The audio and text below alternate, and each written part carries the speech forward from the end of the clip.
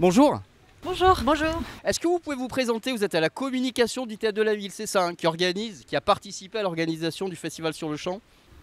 Alors, on est au service culture de la mairie de Valence et donc on s'occupe de la communication de Sur le Champ et du Théâtre de la Ville. D'accord. Et vous? Je suis en renfort en tant que stagiaire au service culture du coup au théâtre et du coup pour le Festival sur le Champ par ailleurs.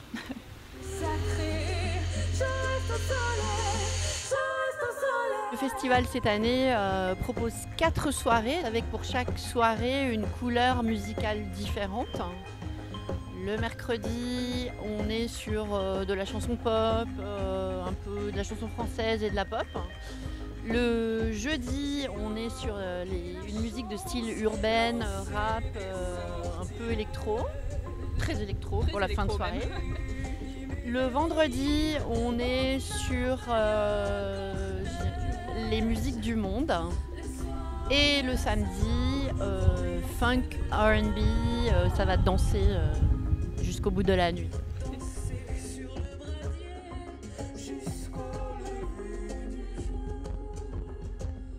Alors la particularité du festival, c'est que son format est le même tous les soirs, c'est-à-dire qu'on commence avec une découverte, un groupe en émergence, ce qu'on appelle un artiste émergent. Ensuite, en deuxième partie de soirée, on a un artiste qui commence à avoir plus de notoriété, qui commence à tourner, à faire des concerts. Et en troisième position, on a une tête d'affiche, ce qu'on appelle une tête d'affiche. Et donc le premier soir, effectivement, on a Olivia Ruiz, qui est déjà venue, mais que tous les Valentinois et Valentinoises seront ravis de revoir, j'en suis sûre. Combien d'heures as-tu attendu? D'ailleurs, est-ce que tu es venu? Alors l'année dernière, on avait dépassé les 40 000 personnes sur les 4 jours. Cette année, je pense qu'on fera au moins aussi bien. Peut-être cette année, il est important de rappeler qu'on sera peut-être en période de canicule. Donc prendre les précautions d'usage, penser à s'hydrater. Alors remarque importante, il y aura des fontaines à eau. Les gourdes vides sont acceptées à l'entrée du festival. Il y a une fouille évidemment de sécurité à l'entrée. On peut amener une gourde vide et bien sûr ne pas hésiter à la remplir aux fontaines à eau et penser à s'hydrater. Et il y aura évidemment une buvette et des food trucks pour se restaurer. Et voilà, les précautions d'usage, penser à mettre un chapeau. Important, oui, il faut bien le préciser quand même, oui. parce que Oui. le soleil peut voilà, faire de gros dégâts. Oui. Ouais.